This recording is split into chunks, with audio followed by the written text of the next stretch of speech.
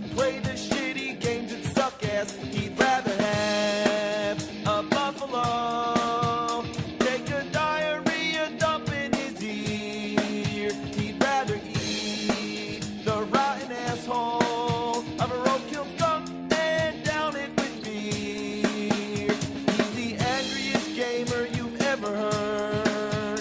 He's the angry Nintendo nerd. He's the angry Atari Sega nerd. He's the angry video game nerd.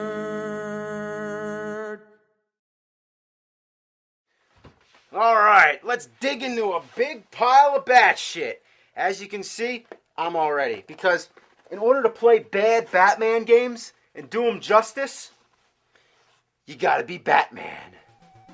Let's start with Batman the Caped Crusader for the Commodore 64. This game came out a year before the Tim Burton movie, which makes it the only game on our list that's not movie licensed. You get a choice to fight against the Penguin or the Joker, but both games seem to be identical. I never really got far enough to find out. Every time you exit a screen, another panel pops up. I guess they were trying to make it look like a comic book, but it's just awkward.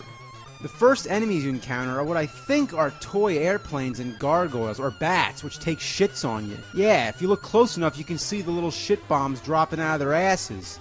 The control is weird. As you can see, the instruction manual explains it. To do different punches and kicks, you have to hold the joystick in a certain direction while hitting the button. It's also ridiculous trying to hit anybody. You have to be like a step away, and no matter how many times you hit somebody, they don't die.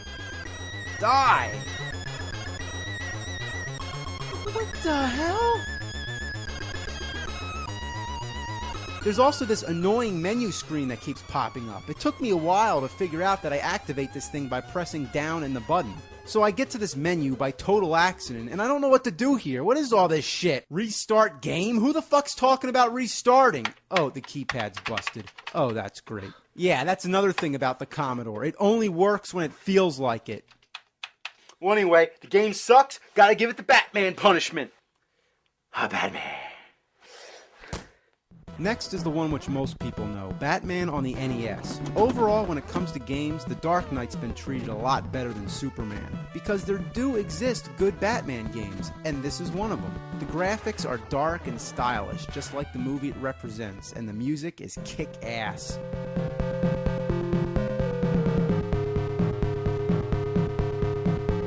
The gameplay is addicting. You have a punch and a variety of bat weapons. You have a Ninja Gaiden style wall jump, which is something you really got to get used to because as the game progresses, it gets trickier and trickier. There's this one part which I swear you have no choice but to get hit by these spinning gears. Getting up to the Joker takes a lot of patience, and if you actually beat him, you deserve a medal. A good game for the NES library, but a hard son of a bitch. Next up, Batman Returns on Super Nintendo. With the release of the movie sequel, many more games came along to cash in on the franchise. This one's a lot simpler, just a good old arcade-style beat-em-up. It's mind-numbing and redundant, but satisfying as hell. You just beat the shit out of them. There are many versions of Batman Returns, and here's one on Sega CD. It showed off some impressive graphics for the time, like the cinematic shot of Batman behind the wheel and the 3D driving stages. To tell you the truth, I never made it past these driving stages. It just goes on and on. Boring as shit. Next game. I'm Batman. Next up, Batman Returns for the Atari Lynx. A lot of these early handheld consoles had the same problem. You can barely see the screen. You gotta tilt it at the right angle. So this isn't gonna be easy to play. Anyway, you're just going around punching people. It's pretty self-explanatory. But goddamn is it hard. I keep getting hit by dynamite and I can barely see where it's coming from. And there doesn't seem to be any kind of jump attack. Damn. Alright, well this one gets the official bat stamp of shit. On to the next game, but first, gotta tell it I'm Batman. I'm Batman.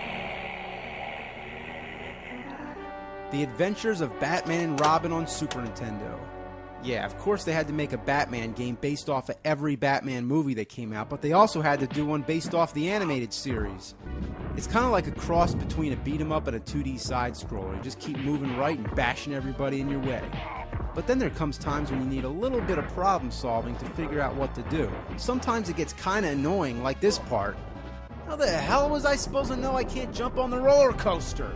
But in conclusion, this is one you might want to try out. Not a bad game, let it pass. Next up, Batman Forever for the Super Nintendo. Now we're in deep shit, because this game is Triceratops testicles. Since the side-scrolling, driving, and beat-em-up thing had already been done to death, my guess is that they were attempting something a little different with this game. As soon as it begins, you'll notice it bears an uncanny resemblance to Mortal Kombat. It's literally the same control scheme with all the same moves.